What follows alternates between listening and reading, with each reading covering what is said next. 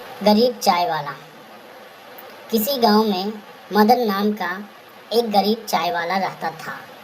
उसके घर में उसकी पत्नी शीला और उसकी बेटी रीनू थे। मदन गांव में ही चाय बेचता था। इसी से उसका तथा परिवार का खर्च बड़ी मुश्किल से चल पाता था। शाम को मदन जब घर लौटता तो रास्ते में एक नदी बहती थी जिसमें रंग बिरंगी मछलियाँ रहती थी। उन मछलियों को वह आटे की गोलियां खिलाया करता था। ऐसा करने से उसके मन को बड़ी शांति मिलती थी और मछलियां भी उससे खुश रहती थी। गरीबी के कारण मदन अपनी बेटी रीनू के स्कूल की फीस भी बड़ी मुश्किल से भर पाता था। एक दिन रीनू स्कूल से रोते हुए घर आई। मदन के पूछने पर उसने बताया कि आज उसकी टीचर ने स्कूल से उसका नाम काट दिया क्योंकि मदन ने पैसों की कमी के कारण पिछले 3 महीनों से उसकी फीस नहीं भरी थी। अगले दिन मदन चाय बेचने नहीं गया बल्कि उदास मन से नदी के किनारे जाकर बैठ गया और वहीं बैठकर मछलियों को दाना डालने लगा। जब वह वापस जाने लगा तो उस नदी से एक सुनहरी जलपरी निकली और मदन से बोली कि क्या बात है मदन, आज तुम उदास लग रहे हो।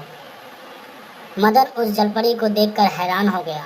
उसने पूछा कि आप कौन हो और मेरा नाम कैसे जानती हो।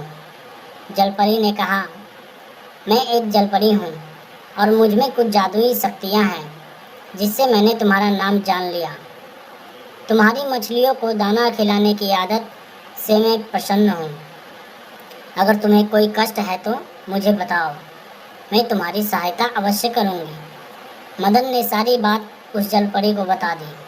जलपरी ने कहा, मदन, कल तुम सूरज निकलने से पहले यहाँ आना। मैं तुम्हें सोने के सिक्कों से भरा थैला दूंगी जिससे तुम अपने परिवार का खर्चा अच्छे से उठा सकोगे। यह बोलकर जलपरी वापस नदी में चली गई। अगले दिन सूरज निकलने से पहले ही मदन नदी पर पहुँचा। तभी वहाँ जलपरी प्रकट हुई और उसने मदन को सोने के सिक्कों से भरी एक थैली दे दी। मदन ने जलपरी को धन्यवाद दिया और मछलियों को दाना खिलाकर वापस अपने घर चल दिया तथा उस थैले में से कुछ सिक्कों को निकालकर उसने एक सुनार को बेच दिया जिससे उसे बहुत सारे पैसे मिले। सबसे पहले मदन ने अपनी बेटी के स्कूल की फीस भरी जिससे कि वह वापस अपनी पढ़ाई शुरू कर सके। कुछ महीने के बाद मदन ने उस पैसों की मदद से एक छोटा सा होटल शुरू कर दिया। उस होटल से उसकी आर्थिक स्थिति अच्छी होने लगी तथा उसने एक पक्का मकान भी बनवा लिया। मदन ने सोचा कि अब उसके पास अच्छा खासा धन हो गया है। अब वह जलपरी को धन्यवाद करके सोने का थैला उसे वापस कर देगा क्योंकि अब वह मेहनत से व्यापार के द्वारा अपने परिवार का खर्च चला सकता है। ऐसा सोचकर वह रात को जल्दी सो गया। उसी गांव में रमेश और सुरेश नाम के 2 व्यक्ति रहते थे। वे मदन की सफलता से ईर्ष्या रखने लगे कि वह इतनी जल्दी कैसे धनी व्यक्ति बन गया। किसी तरह उन्हें सोने के सिक्कों वाली बात पता चल गई। अब तो रमेश और सुरेश ने एक योजना बनाई कि कल जब वह नदी के पास जाएगा तो हम उससे सोने के सिक्कों की थैली छीन लेंगे। योजना के अनुसार दोनों ने मदन का पीछा किया और नदी के पास ही एक झाड़ी के पीछे छिप गए। मदन ने जलपरी को थैला वापस करते हुए कहा कि जलपरी, तुमने मेरी बहुत मदद की है और तुम्हारे कारण मैं अब एक धनी आदमी बन गया हूँ।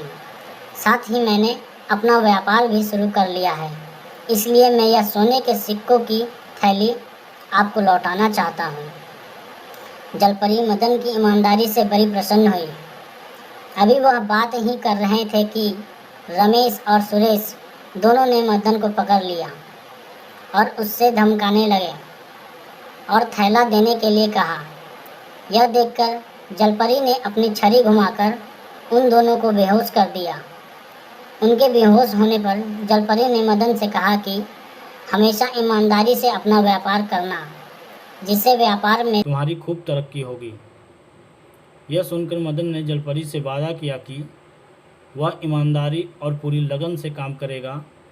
उसने जलपरी को धन्यवाद दिया और सिक्कों का थैला सुनहरी जलपरी को वापस कर दिया। फिर उससे विदा लेकर अपने घर वापस लौट गया। दोस्तों, आपको ये कहानी कैसी लगी हमें कमेंट करें, लाइक और शेयर करें। ऐसी और भी कहानियाँ सुनने के लिए सब्सक्राइब करें।